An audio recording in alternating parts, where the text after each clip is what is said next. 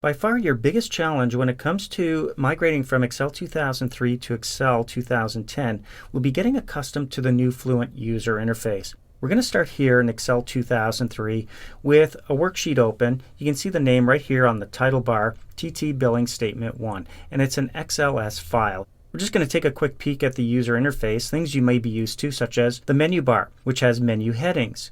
And under those headings are related commands. So if we go, for example, to the File menu and click, we see file-related commands, all of the commands related to working with a file, creating new ones, opening, closing, and so on. If we go to the Format toolbar, we'll see formatting options, and some of these will have submenus.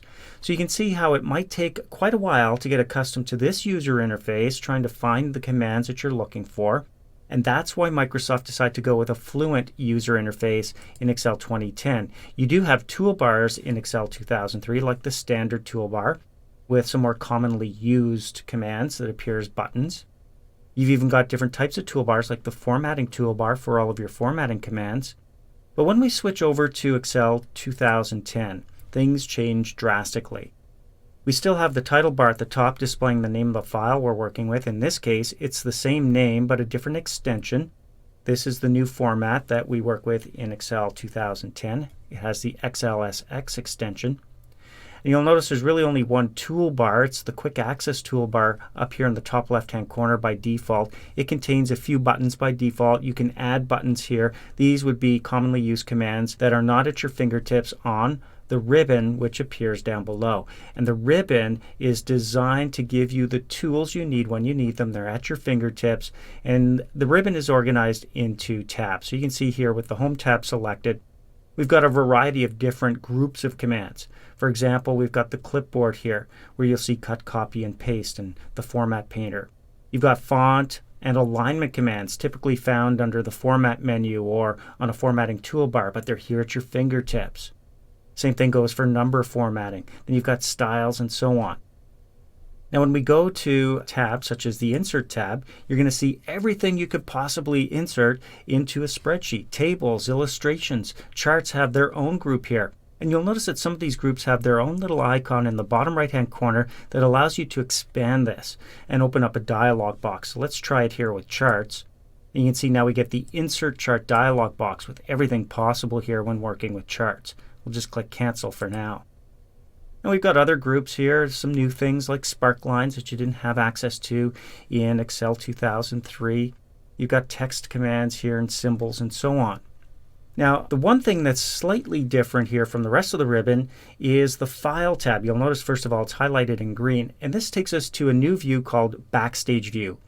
Now, we saw in Excel 2003, if we go back, we did have a File menu in the top left-hand corner, and clicking this displayed all of those file-related commands, including an option to exit the entire program at the bottom.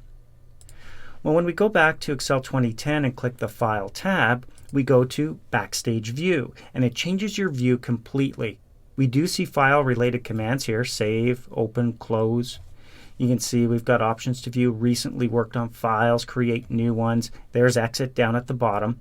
But when we select these different options, we see a different layout to the right. So with info selected, we're going to see information about the file we're working with. We also see some options for protecting and checking for issues and so on. And over on the right-hand side, there's that information about the current file. If we go to another option from Backstage View, like Save As, for example, you can see this actually opens up the Save As dialog box where we can work with this file and save it to different formats, something we'll talk about a little bit later on. So we'll click Cancel. Let's just quickly go back to Backstage View by clicking the File tab one more time and try something different. For example, if we go to Print, this looks very different. We're going to see a preview of the file we're working with. We're going to see a print button and options for printing, such as changing the copies, the printer we're working with, and all of those print settings are all available to you here at your fingertips. So it's a different way of working. But I would say that if you were learning Excel 2003 and Excel 2010 at the very same time and using them for the very first time, you would learn the commands quicker here in Excel 2010 the way the user interface is laid out. To exit Backstage View, you simply click the File tab again and it takes you back to your work.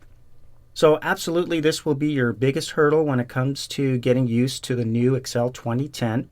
If you're migrating from Excel 2003, you will find, however, that it does not take long to get used to the new ribbon, and it's fully customizable as well, so something to consider when moving forward.